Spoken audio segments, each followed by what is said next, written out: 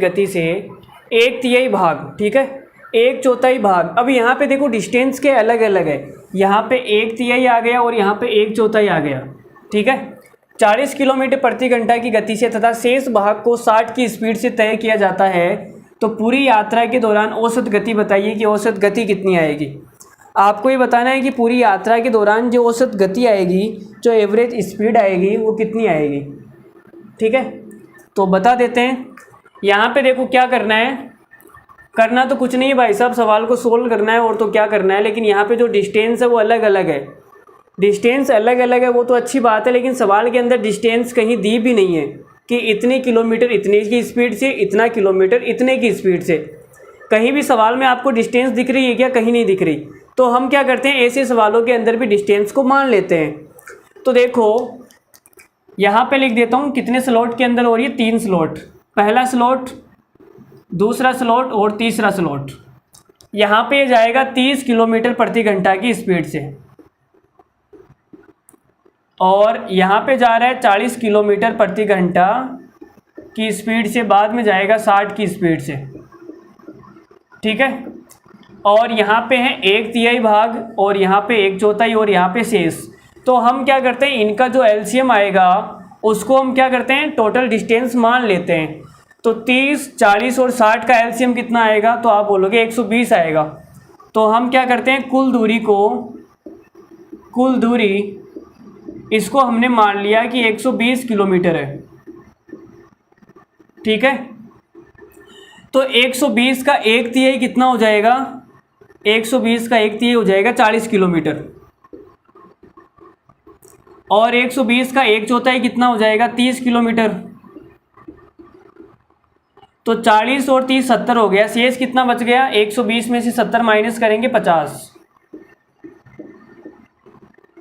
तो हमें निकालनी है एवरेज स्पीड, और एवरेज स्पीड क्या होती है, एवरेज स्पीड होती है टोटल डिस्टेंस। टोटल डिस्टेंस 120 बटे में टोटल टाइम।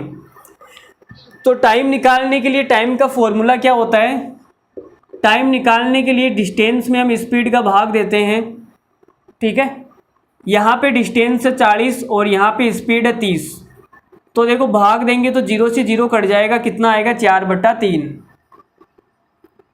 प्लस यहाँ पे भाग देंगे तो 0 से 0 कट जाएगा, 3/4 आएगा, 3/4 घंटे, और यहाँ पे आएंगे 5/6 घंटे। तो ये आ गया हमारे पास में टोटल टाइम। अब हम क्या करते हैं, एलसीएम ले लेते हैं। तो एलसीएम कितना आएगा, नीचे वाले का एलसीएम आ जाएगा 12। तो नीचे जो एलसीएम आएगा वो आएगा 12, और 3 का भाग देंगे 12 में तो 4, 4 को गुणा करेंगे 16। नीचे वाले का हम क्या कर रहे हैं, एलसीएम लेके जोड़ देते हैं। 4 का भाग देंगे 3 और ये गुणा करेंगे 9। 6 का भाग देंगे तो ये आ जाएगा 10।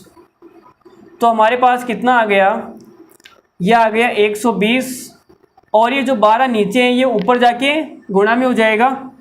तो ये गुणा 12 बटे के अंदर कितना है, 16, 9, 25, 25 और 10 35।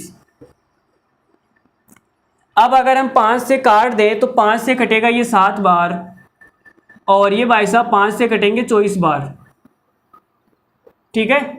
और 24 को 12 से गुणा करेंगे तो कितना आएगा, 24 एकम 24, 24 दूना 48, और ये हासिल के आ जाएंगे 2। 24 एकम 24 और 2 से गुणा करेंगे तो कितना आएगा, 26, ठीक है। बटे के अंदर कितना है, 7। भाई हमने सही गुणा किया है ना इसको। 240 में आप 48 जोड़ेंगे तो ये आएगा ना, शायद गलत कर दिया भाई हमने।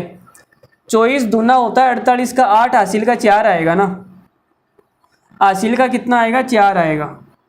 अब 24 एकम 24 और 4 28 आएगा, यहाँ कितना आएगा, 28। 288 में 7 का भाग देंगे तो कितना हो जाएगा, या फिर आप देख सकते हैं कि बटे के अंदर 7 आ रहा है, तो बटे के अंदर 7 केवल एक ही ऑप्शन के अंदर है, वो है ऑप्शन नंबर डी। तो डी हमारा क्या हो जाएगा, करेक्ट आंसर। या भाग दे के देख लेते हैं कितना आ रहा है, 7 चौक 28, फिर 7 एकम 7, और ये बचेगा 1/7। 41 सही 1/7। अच्छा यहाँ पे गलत लिखा हुआ है, 41 सही 1/7 कर लो इसको।